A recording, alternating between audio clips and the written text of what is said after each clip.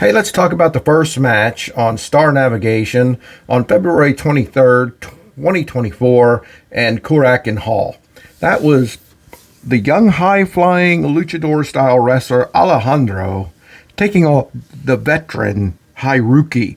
Haruki is 1-0 against Alejandro, and Alejandro is looking to tie that series up, if you will, that it's now a series.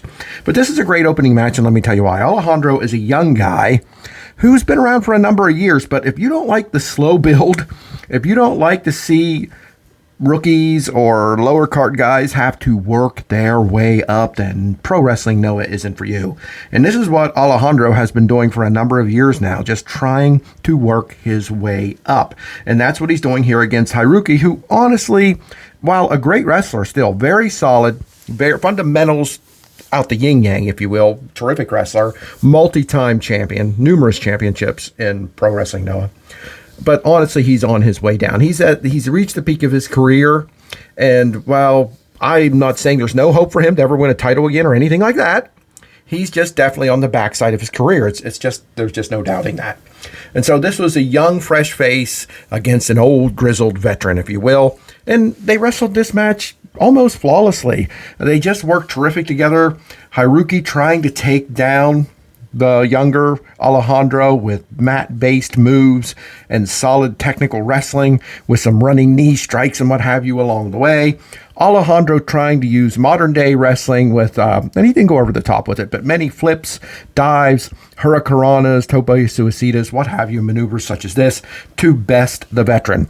And if there was any weakness in this match, it was with Haruki, who I believe just thought he had this one.